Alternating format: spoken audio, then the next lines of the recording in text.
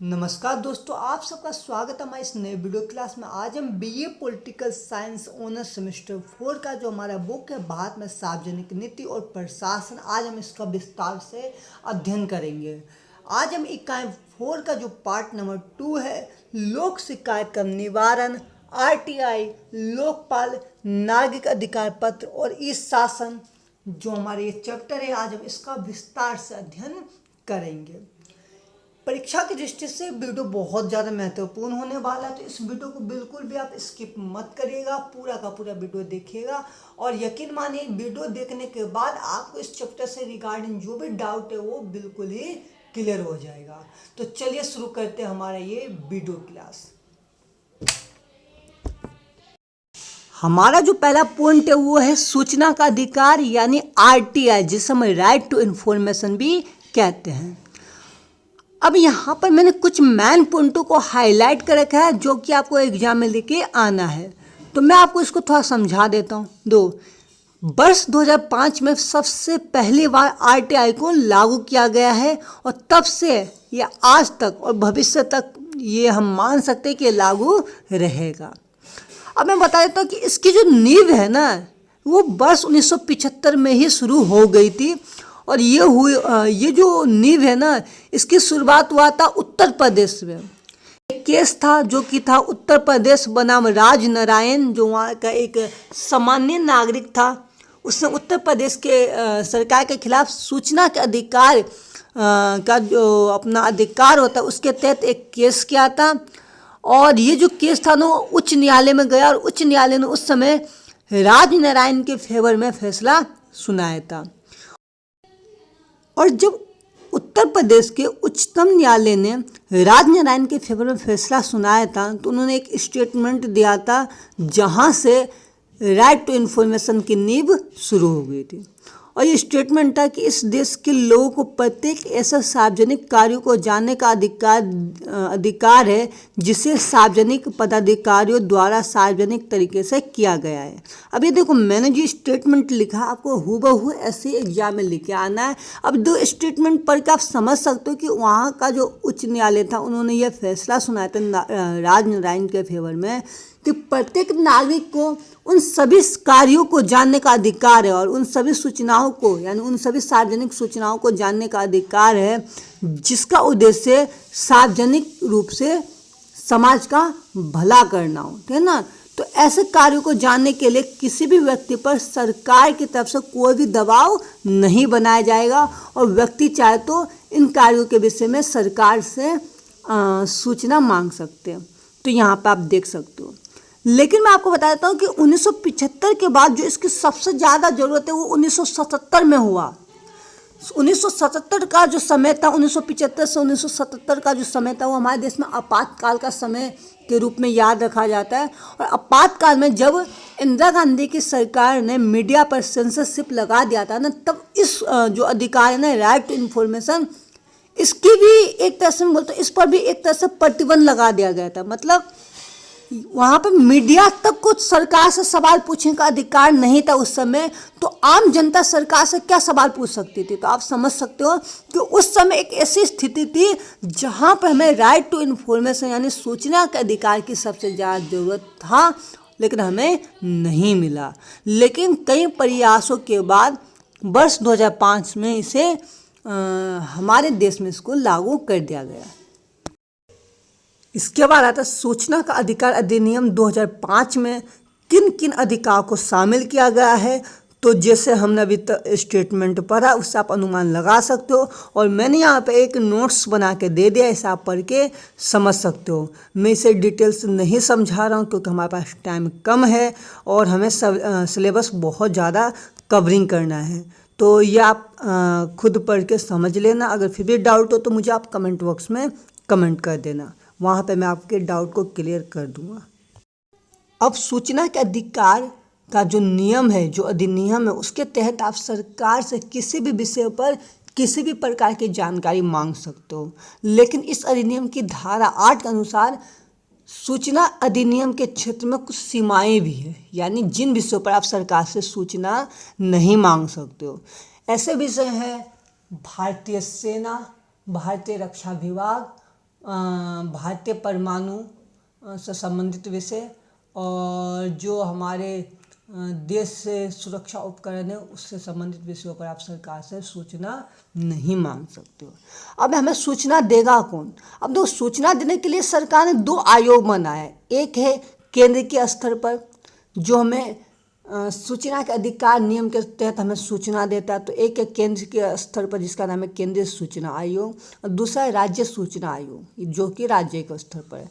केंद्रीय सूचना आयोग जो है ना वो केंद्र सरकार द्वारा गठित एक आयोग होता है जो आपको सूचना देता है, और ये जो केंद्रीय सूचना आयोग है इसका गठन राष्ट्रपति द्वारा किया जाता है प्रधानमंत्री के कहने पर।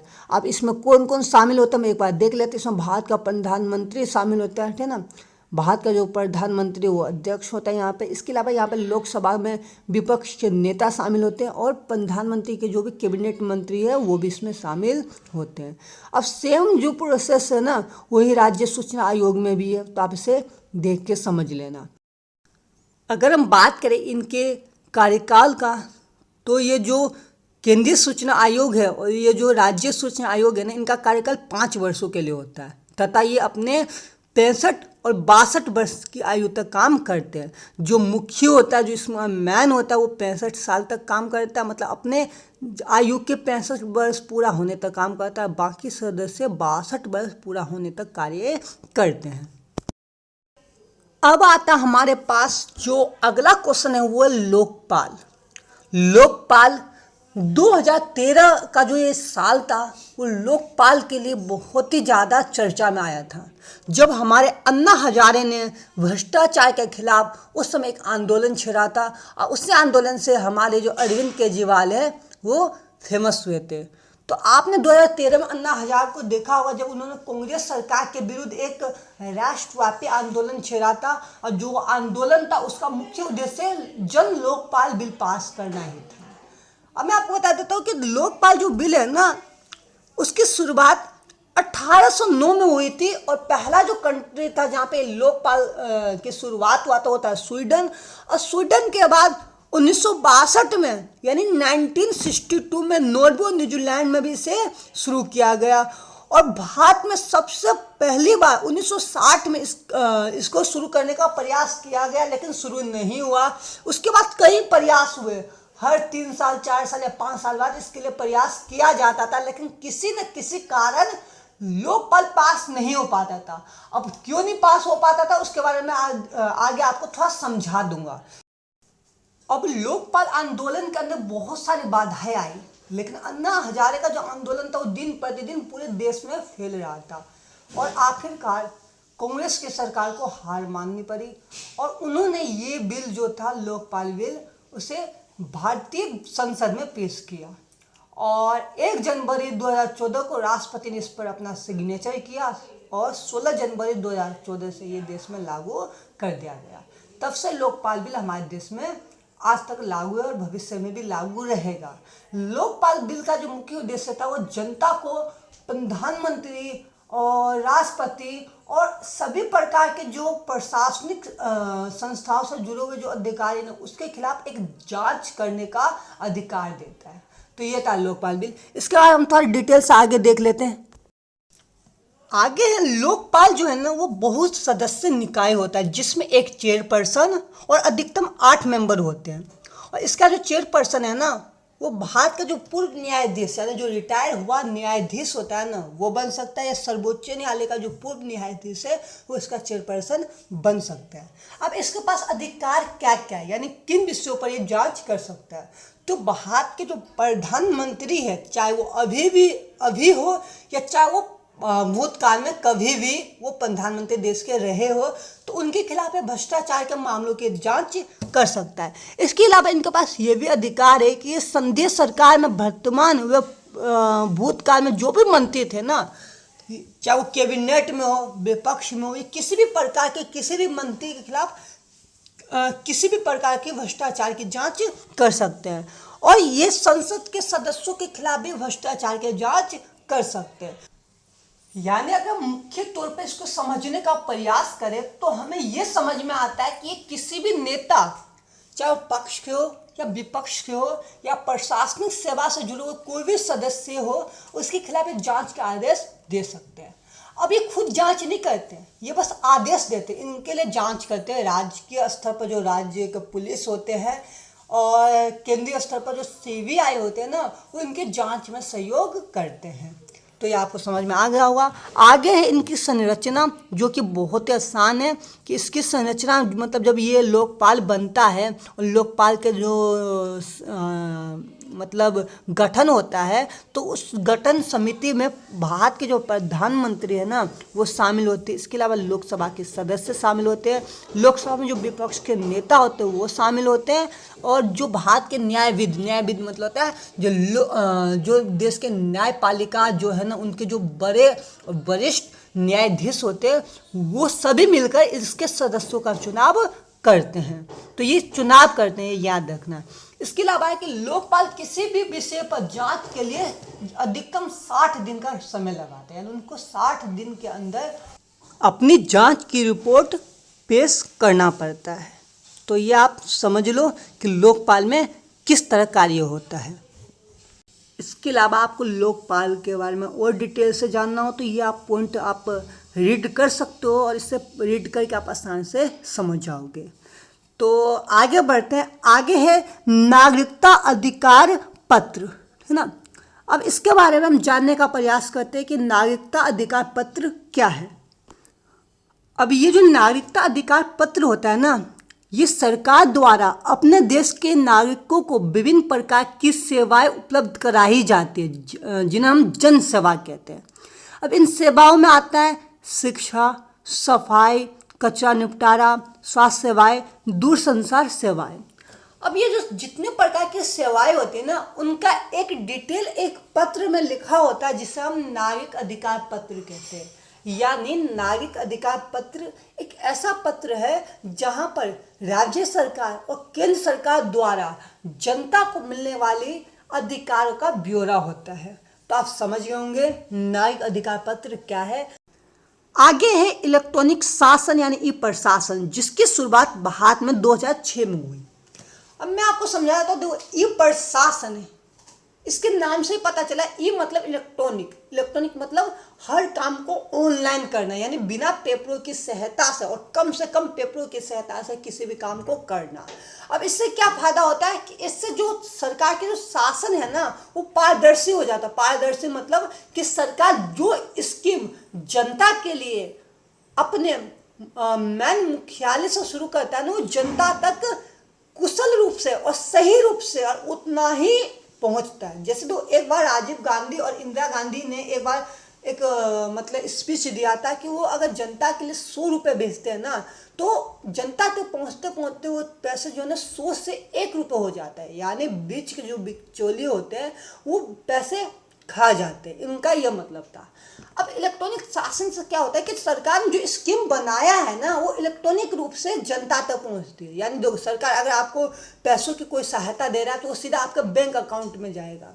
सरकार अभी सब्सिडी देती है गैस सिलेंडरों पे, पहले देती तब दोबारा शुरू करता है, वो भी आप सीधा अकाउंट में जाएगा। अब आप सोच के देखो कि वो अकाउंट में ना आकर किसी बिचौलिए की सहायता से अगर आपको मिलता तो क्या होता है कि वो 200 रुपये अगर सरकार ने अनाउंस किया होता तो आपके पास आते आते वो 100 रुपये या 50 रुपये रह जाते हैं। तो इलेक्ट्रॉनिक शासन के माध्यम से सरकार ने अपने शासन को कुशल, पारदर्शी और निष्पक्ष बनाने का प्रयास किया है। अब ई प्रशासन या इलेक्ट्रॉनिक शासन में सभी काम ऑनलाइन या फिर मशीनों के द्वारा किया जाता है, ठीक है ना। जैसे अगर आप अपना आधार कार्ड बनाने जाओगे, वो भी ई प्रशासन का ही एक अंग है। इसके अलावा जो हम एटीएम का यूज करते हैं, उसमें भी हम एटीएम से जब पैसे निकालते, वो भी ई प्रशासन का ही एक मतलब क्रिया है। इसके अलावा प्लास्टिक मनी, डिजिटल जो सुविधा है जिसमें पेटीएम, फोन पे होता है, ये सारे ई प्रशासन के ही क्रियाएं हैं। तो आपको समझ में आ गया होगा। अगर हम बात करें इसके बारे में डिटेल से, तो मैंने कुछ पॉइंट यहाँ पे दे रखी, इससे आप पढ़ के समझ सकते हो। आसान है और आसानी से आप समझ जाओगे। मैं इसे नहीं समझाऊंगा क्योंकि वीडियो बहुत ज़्यादा लंबा हो चुका है और इतनी ज़रूरी भी नहीं है, लेकिन अगर आपको कुछ भी डाउट हो तो आप मुझे कमेंट बॉक्स में कमेंट करें, मैं आपको वहाँ पर इसको समझा दूंगा। अगर बात करें इसकी उद्देश्य की, तो इसका उद्देश्य था कि सरकार जो है ना, उन नागरिकों और सरकार के बीच में जो शासन है ना, उसको वो सरल बनाने का प्रयास करना चाहते हैं, इसलिए उन्होंने इस शासन या ई प्रशासन की शुरुआत की। अब इससे क्या होता है कि जो जनता है ना, जनता के प्रति शासन जवाबदेही बनता है और पारदर्शी बन जाता है इस व्यवस्था से, ठीक है ना। इसके अलावा सेवाओं और सूचनाओं का तेजी से प्रसार होता है ई प्रशासन में। और आखिरी है कि इसके माध्यम से भ्रष्टाचार को कम करने का प्रयास किया जाता है। तो इसी के साथ इस चैप्टर के जितने भी महत्वपूर्ण कॉन्सेप्ट थे वो मैंने क्लियर करवा दिए हैं और मैंने यहाँ पे नोट्स प्रोवाइड करवा दिए हैं। तो आपको ये चैप्टर बिल्कुल आसानी से समझ में आ गया होगा। इसी उम्मीद के साथ ये वीडियो यहीं पे ख़त्म करते हैं। अगर आपको हमारा ये प्रयास पसंद आए तो आप हमारे चैनल को सब्सक्राइब करें, वीडियो को लाइक करें और जितना अधिक हो सके इसे शेयर करें।